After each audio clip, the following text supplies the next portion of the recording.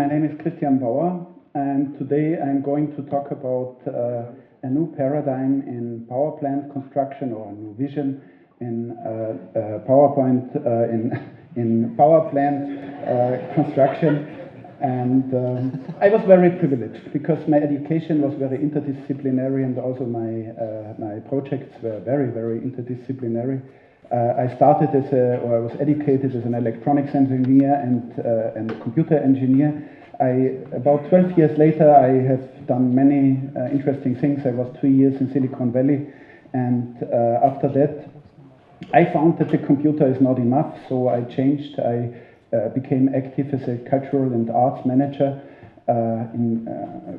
with headquarters in Vienna. And this was also a good time, about 12 years. And then I thought, do I want to spend the rest of my life in entertaining people? And I had a little bit of a crisis, and I was looking for new areas to become active, and this was finally renewable energy, because basically there were two reasons why I found it so elegant to work in the area of renewable energy. Point one, I saw a little bit of a crisis aspect, and I wanted to do something which, like entertainment or art, which would be able to survive some crisis well. So this was if you want, the individual motivation. But I also saw that there are many things which have to be solved. And as I was educated as an electronics engineer, for me some kind of a circle closed.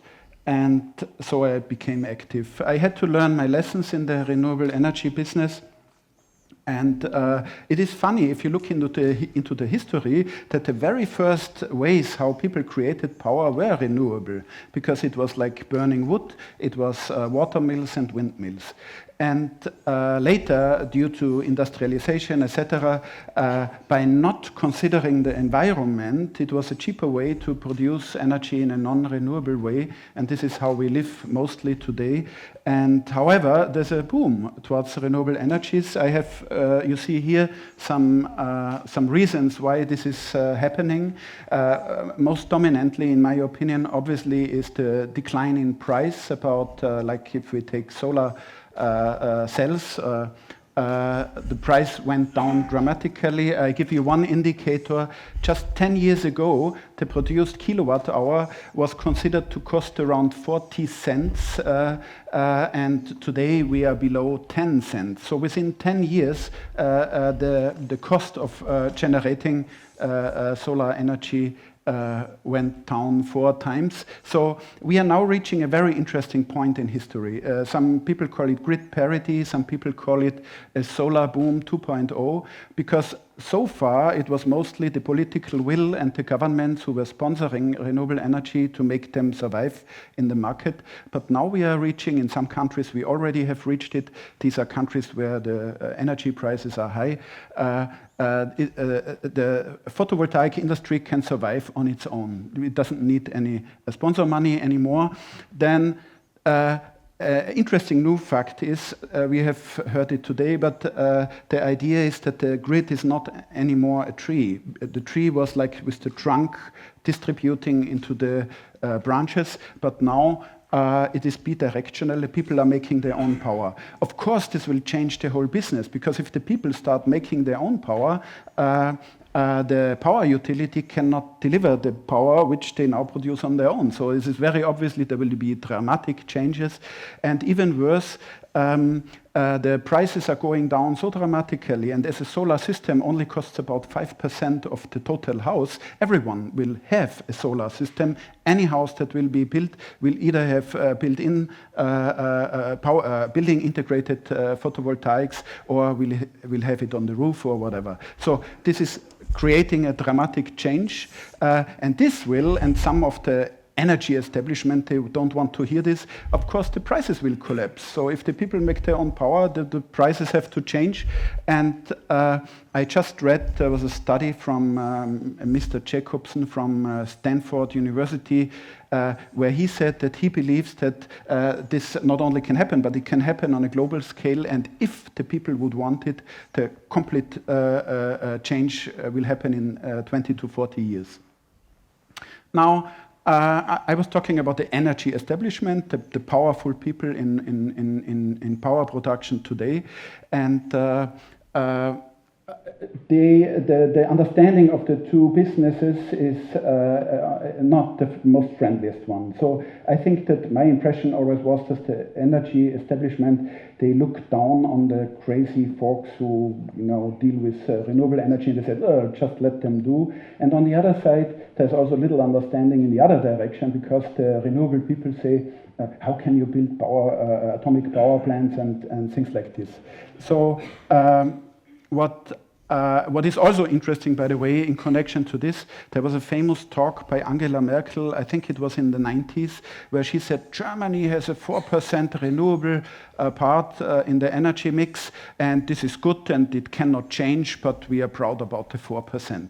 Today, the average is above 20%, and this year we had a very hot summer. On the 16th of June, of this year, Germany had, with this solar installations plus the wind turbines, 61% of the energy creation was done by renewables. So you can imagine that this is not an easy perspective for the energy establishment. And there's an interesting analogy I found. There's this psychiatrist, Miss Elisabeth Kübler-Ross.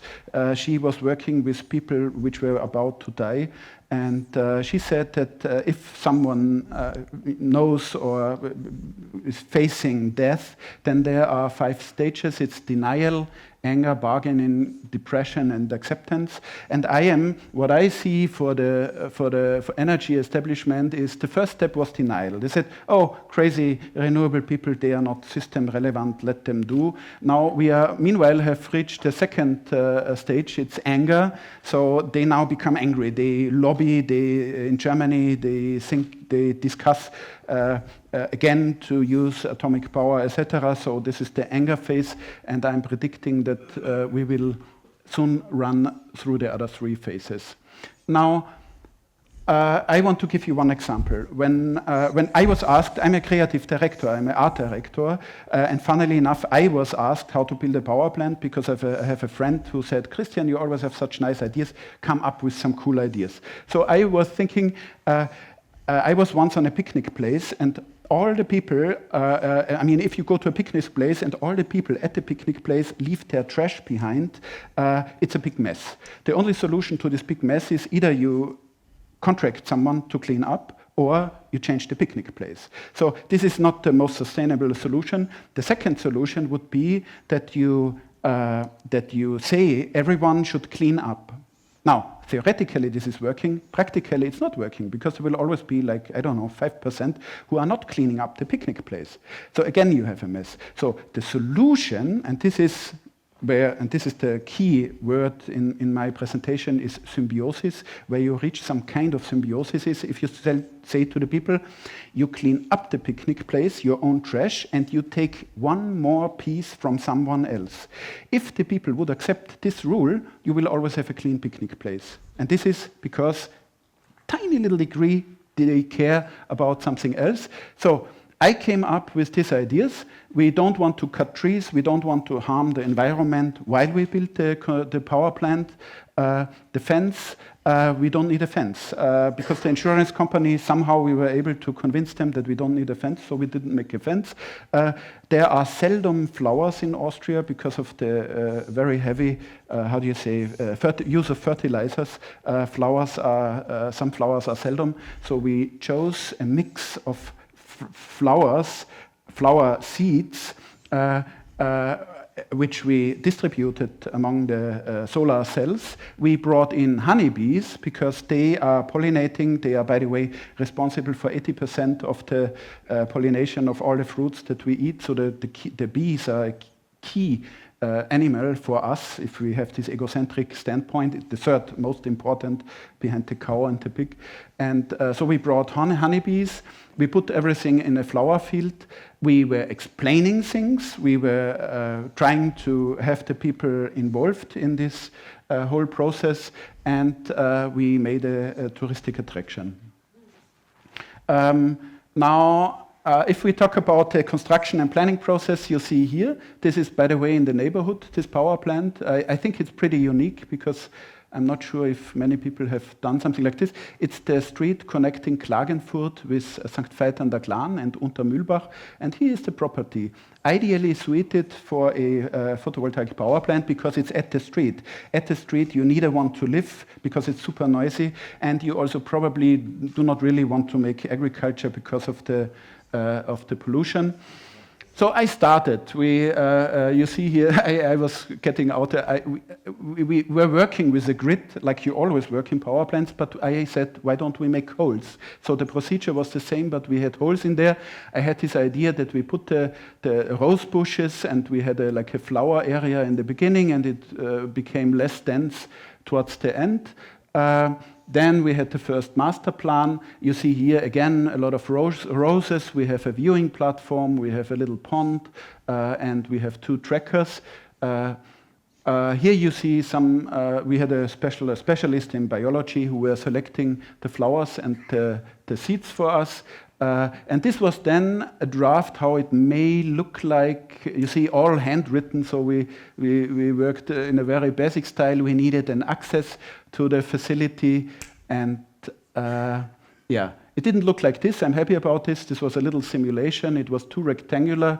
We had then to change the design a little bit because there were complaints from people, the neighbors. There were 3 neighbors. They almost made the project impossible because there was danger of being blinded for 1 minute in August in the evening hours. So this was enough reason to stop this development. So we had to make a hole for them, and so this was the way how it looked at the end. We already had we have some future ideas for the next year. Maybe we can bring in sheep and animal. We had to access, there's a little creek running, so I had, as I was a lot of my time in Japan, I saw this wonderful bridge. I said, I want this bridge. What I got looked pretty much like this. Because the problem, the economics about the power plant is you cannot really spend uselessly €1. That's the economic, because the more you spend in the construction, the longer your break-even will take. So there was, I had to accept it. And then I invented a stone garden quest. This is the famous Ryoanji stone garden in Kyoto. I was very much impressed by that. I made my own version of this. I didn't make 15 stones, but I made it better because in my installation, you always see these are 7 stones, and you always see 6 out of 7. What the people don't believe, so everyone has to try it, and you... I calculated these were the stones I imagined. Unfortunately, they did look a little bit different, as you can see here. And because the shape didn't work, all the work in the computer system was completely obsolete because you always could see 7 stones. So we had to do everything from the scratch. And the crane operator got completely crazy because he has never seen something like this, that the guy is always saying, oh, nice, how could you, can we do it 5 centimeters more there, and so. And if you already have 5 of the stones, you can bet that the number 6 will not fit anymore. So you have to start all over again. So I have to be quick. So these were some early renderings. I'm happy that it never looked like this. And here you see the arrangement again on the street, and now we jump on how it is looking now. This was, I think, after the first year, you already see the viewing platform, because I said if we want to give the people the impression to be involved, you need to give them a platform where they can see things. This is a big, by the way, this is a 6-meter high Reinhard Brandner, good friend and artist here from Carinthia. He built it, it's 6 meters long, it's a sundial. And in the back you see the photovoltaic cells. And by the way, you may there was a company, an Austrian company building this, so I was lucky that I had people who had the technical understanding of all this. The company is called Kyoto, it's also around the corner, and they not only deliver in Carinthia, they deliver worldwide, obviously. And they were actually building it, so we also have the advantage that the manufacturer is just around the corner. And the here you have the stone quest, how it finally looked like. You have the positions, 7 positions where the people can sit. Everything is explained. Here are the stones. And of course, you don't need this for a power plant. But on the other side, it has cost 1,500 euro. And it is kind of tiny little bit to improve the experience. Here we have rose bushes. Unfortunately, we had a very dramatic summer.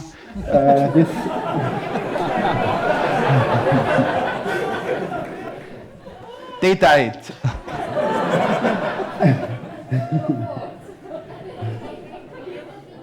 They did not die. So we had wild flowers, which obviously fit for the climate, even for this summer, which was a decayed incident. So we never had a summer like this before, as long as we measure temperature, as far as I know.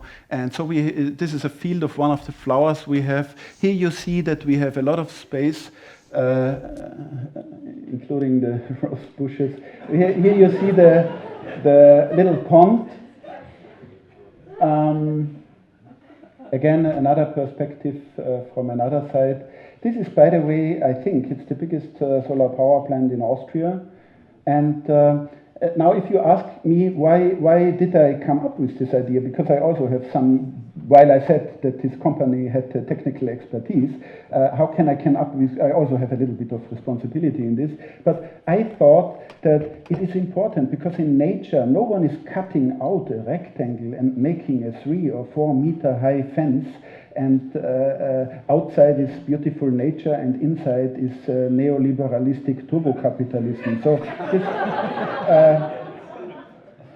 it seemed not to be natural for me. And some other pictures you see.